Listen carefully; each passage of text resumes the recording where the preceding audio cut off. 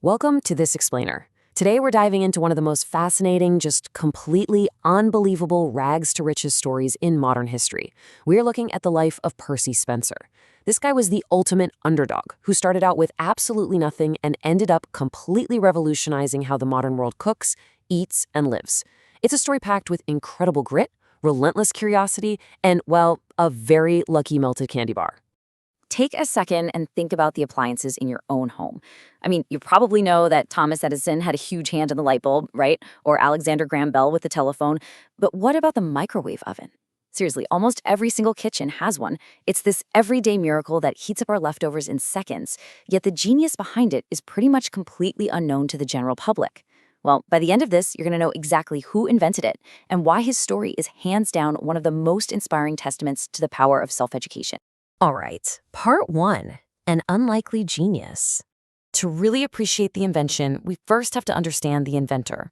And Percy Spencer's story begins in a way that makes his eventual success seem mathematically impossible. The odds were just completely stacked against him from day one. He was born in 1894 in rural Maine, and tragedy struck almost immediately. By the time he was just 18 months old, his father passed away, and his mother wasn't able to care for him, so he was sent off to live with his aunt and uncle. Then, at just 7 years old, his uncle died. Young Percy was literally forced to leave grammar school, meaning he didn't even get a basic middle school education, just so he could earn money to support himself and his aunt. From the tender ages of 12 to 16, he was working sunrise to sunset at a local spool mill.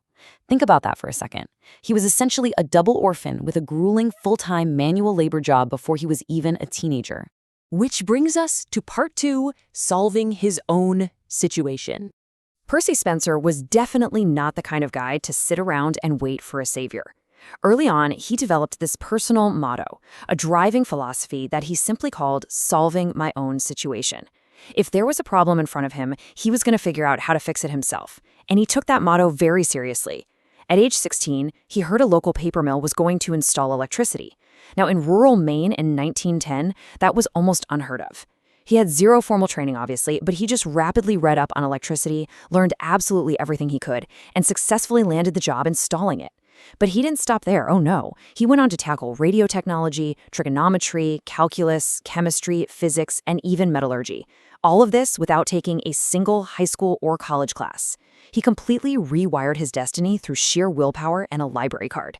So, how did he manage all this? Well, at 18, he joined the U.S. Navy.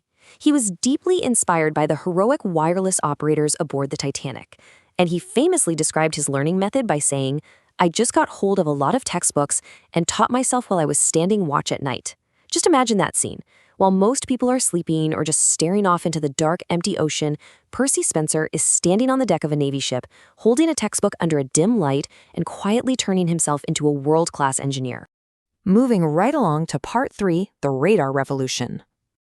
Let's fast forward to 1939. That self-taught Navy boy? Yeah, he grew up to become one of the world's absolute leading experts in radar tube design. He was taught to lead the power tube division at a defense contractor called Raytheon, right as World War II was escalating. And this wasn't just some regular engineering gig. With his expertise, Spencer helped Raytheon win a massive government contract to develop and produce combat radar equipment for MIT's radiation laboratory. This project actually became the military's second highest priority during the entire Second World War, second only to the Manhattan Project. That is exactly how critical Spencer's work on radar was to the Allied forces. He was at the absolute center of global defense technology. When Spencer took over, his division was making this critical component for radar called a magnetron. At the time, they were producing maybe 100 of these a day.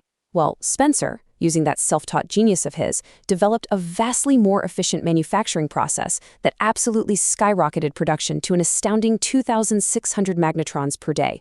His division exploded from 15 people to over 1,000. His contributions were so immense that the U.S. Navy eventually awarded him the Distinguished Public Service Award. All right, now for the fun part, part 4, the melted candy bar. World War II is winding down. Spencer is working closely with these incredibly powerful radar components, and we arrive at this legendary moment of scientific serendipity, the exact moment where radar technology quite literally bumped into a sweet tooth. You see, the scientific method can sometimes happen by pure accident. According to the famous story, Spencer was standing in front of an active radar set when he noticed something really strange. A peanut cluster candy bar in his pocket had completely melted. Now, other scientists had actually noticed this heat phenomenon before, but they just ignored it. Not Spencer. He wanted to solve his own situation. So he grabbed some unpopped popcorn kernels, held them near the magnetron, and boom, he created the world's first microwaved popcorn. Next, they decided to get a bit more ambitious. They placed a whole egg inside a tea kettle right under the magnetron. A curious coworker leaned in to take a closer look, just as the rapid internal heating caused the egg to violently explode right in his face. So yeah, a little messy for sure, but Spencer knew right then and there he had just stumbled onto something that was going to change the world. He realized pretty quickly that to cook food efficiently and safely, of course, you couldn't just blast microwaves out into the open room. He created the first true microwave oven by taking that magnetron and attaching it to an enclosed metal box. The metal effectively blocked the microwaves from escaping, trapping them inside where they could bounce around and rapidly heat whatever food items he placed in there. He had successfully harnessed military radar to cook dinner. How cool is that? Which brings us to part 5, the first microwave oven. With this brilliant prototype built, Raytheon officially filed a U.S. patent application for a microwave cooking oven on October 8, 1945. But as you can imagine, the journey from a military radar lab to your kitchen counter wasn't exactly an overnight success. This technology had to undergo a massive, massive evolution.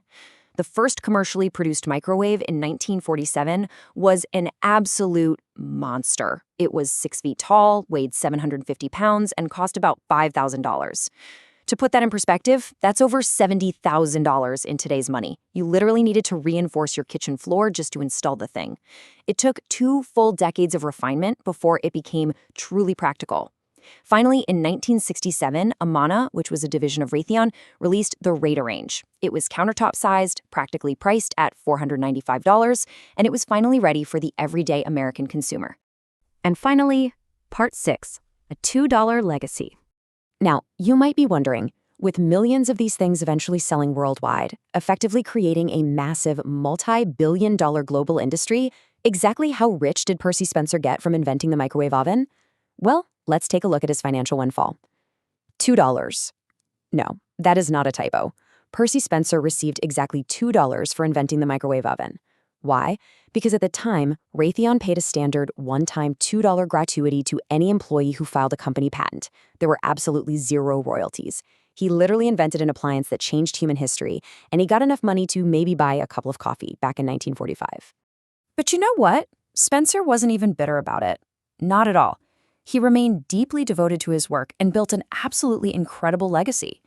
He eventually rose through the ranks to become a senior vice president and a senior member of the board of directors at Raytheon. Over his lifetime, he received 300 different patents. The little boy who was forced to drop out of grammar school was eventually awarded an honorary Doctor of Science from the University of Massachusetts. And Raytheon even named major defense facility buildings in his honor in Massachusetts. He became a true titan of industry. His good friend, the legendary engineer Vannevar Bush, summed up his genius so perfectly. Bush said, "Every physicist in the country respected him for what he learned about physics by absorbing it through his skin." I just absolutely love that phrasing, absorbing it through his skin. It really speaks to how deeply Spencer internalized the knowledge he fought so incredibly hard to gain. Despite lacking a fancy Ivy League degree, the top scientific minds of his entire era recognized his unmatched raw genius. Percy Spencer's life was completely defined by his personal motto of solving my own situation. He didn't have parents, he didn't have money, he didn't have formal schooling. All he had were textbooks, night watches, and an insatiable desire to learn. So I want you to ask yourself, what situation in your own life could you solve today just by deciding to learn something new? The next time you press a button on your microwave to heat up a cup of coffee or a slice of pizza, let it be a reminder of Percy Spencer and the incredible, world-changing power of teaching yourself. Thanks so much for joining me for this explainer, and keep learning.